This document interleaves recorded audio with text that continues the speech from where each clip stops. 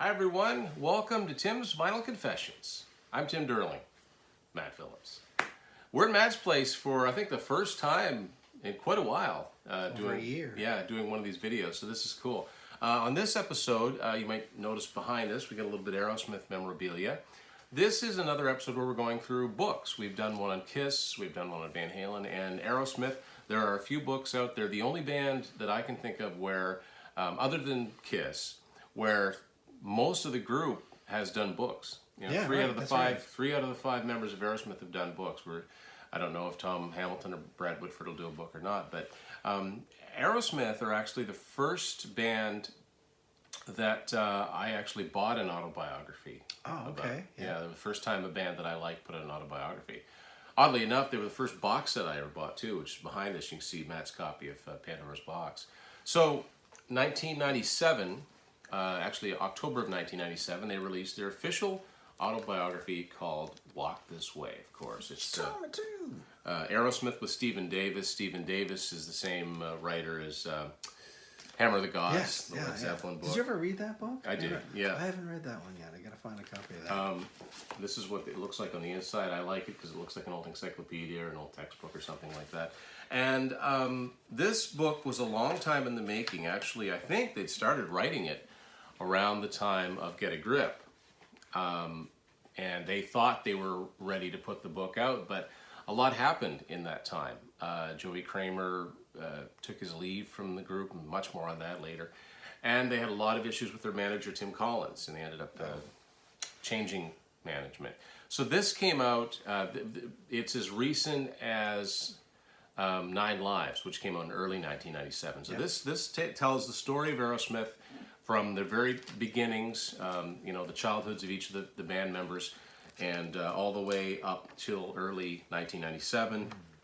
So it chronicles, them gigging away, getting a record deal. It talks about all the drug issues and the semi-breakup at the turn of the 80s, the getting back together, the comeback, and then it brings up to speed, right up to early 97. And as far as reissues of this go, I have seen a paperback copy of this that came out about a year later.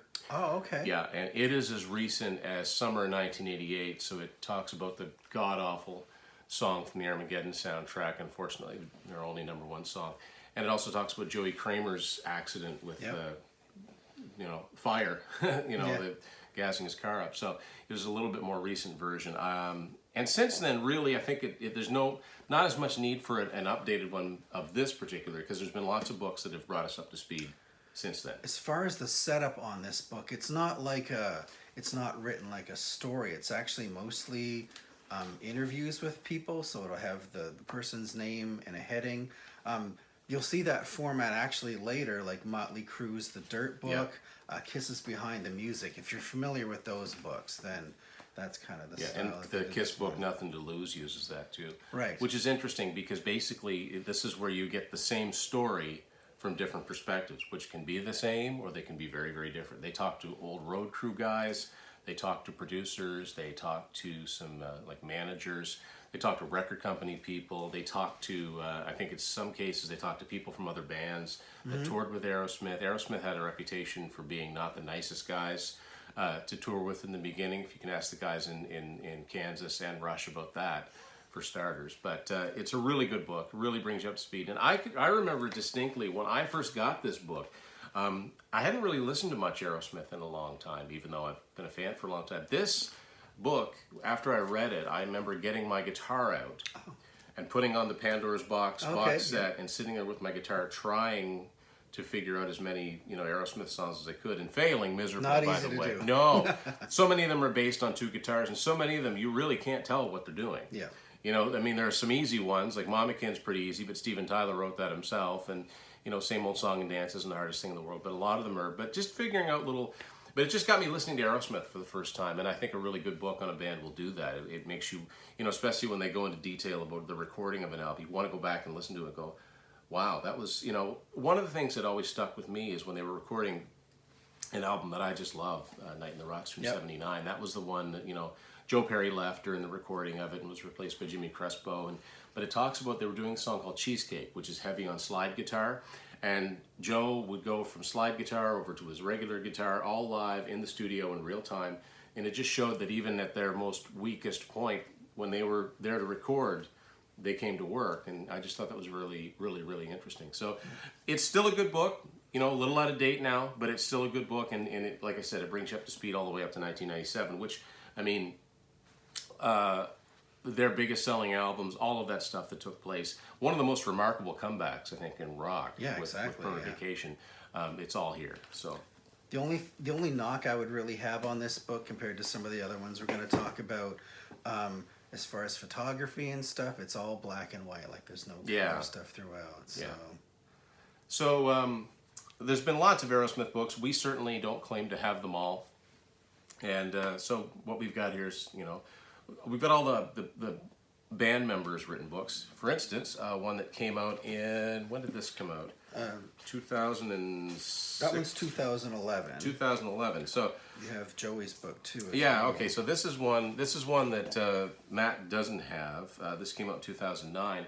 This is drummer Joey Kramer's book called Hit Hard, a story of hitting rock bottom at the top. And this book talks about Joey's struggles with depression, and it really goes into detail on why he left the group sometime during the making of Nine Lives and just had to get away and deal with his issues.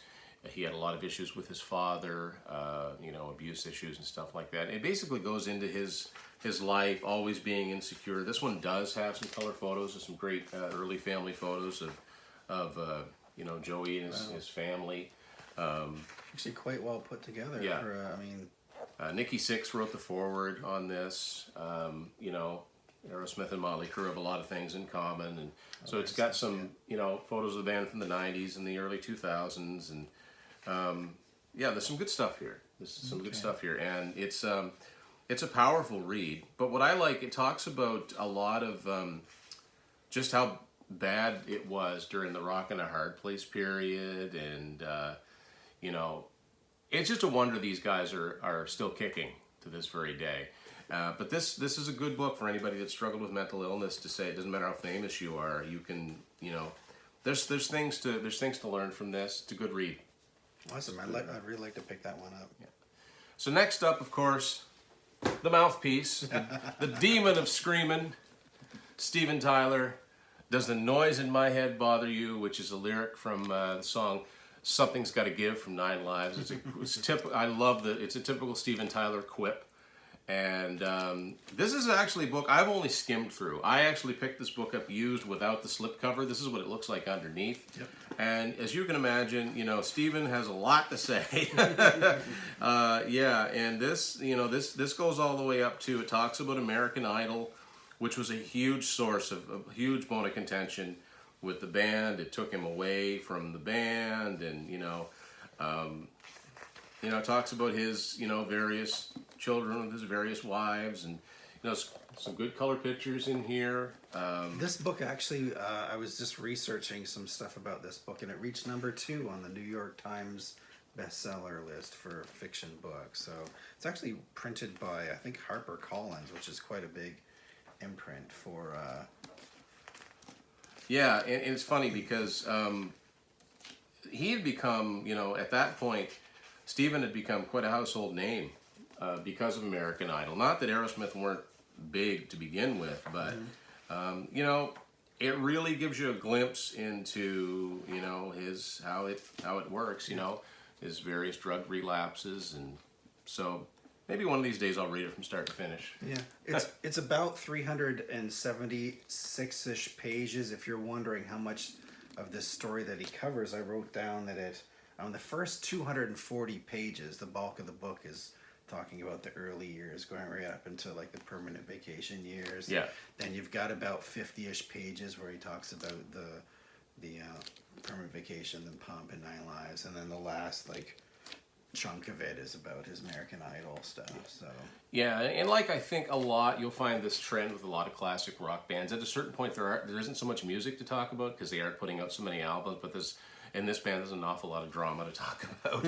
and you know what? That keeps going to this very day. It hasn't been that long since they had that whole spat with, they wouldn't let Joey Kramer into the rehearsal room, and now he's back, and man, oh man.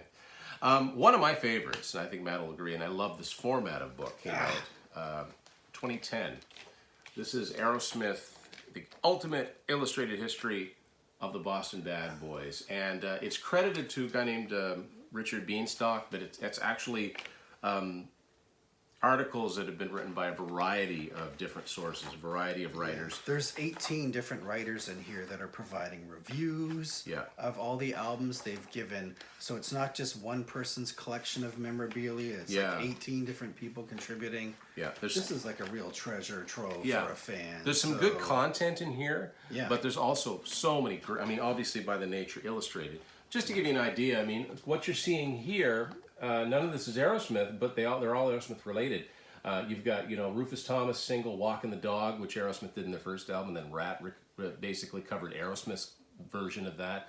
That's Fleetwood Mac's "Then Play On," which they used to do the song "Rattlesnake Shake" and "Stop Messing Around," the early blues stuff of that band, and then of course the Yardbirds that did Train Kept a Rollin'. I mean, so it really goes in depth and in the right spot, as the story is going along. I'm just going to get to the first review. So there's reviews of each of their studio albums from the first album, and it goes all the way through. And obviously they're the positive reviews, like you're not reading any of that. This classic shots here of the band, I mean, from the 70s. But then you get into, as you go along, they hit their sort of, the not so good period.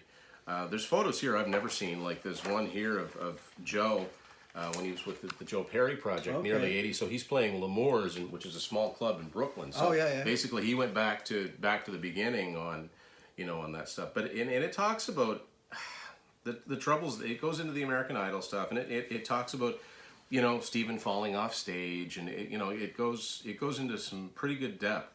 But the pictures here are unbelievable. So yeah, it goes all the way up to their blues album, Honkin' and Bobo, in 2004, which sadly, as we record this, there's only been one more Aerosmith studio album. So I love the discography stuff at the back too. For me to have it all in one spot, like here's all the producers, and here's who wrote this song, and here's when this song was recorded, and that kind of stuff is really cool. Yeah, it's really there's a little bit of this is a coffee table book that any Aerosmith fan of any level can pick up. Or, it's something for the diehards you can get stuff out of. I learned a lot out of reading this book. So, I have an AC/DC book like this too. I like this format. I really enjoy this format. It's the type of book you can pick up. You don't have to read it from cover to cover, but just, pick it up at anywhere and you'll start reading something. Eventually you'll get through the whole book. And the last book we both have to talk about came out in 2014. It's guitarist Joe Perry's book called Rocks, of course, which is a reference to probably their most critically acclaimed album. And this, you know what? I actually learned quite a few things from this book. And stuff that wasn't in the autobiography. For instance, it talks about in the early 70s how he had this affair with this actress that was much older than him. Okay. There's not one thing about that in The Walk This Way. Right. So I started reading about that. I was like, how did he...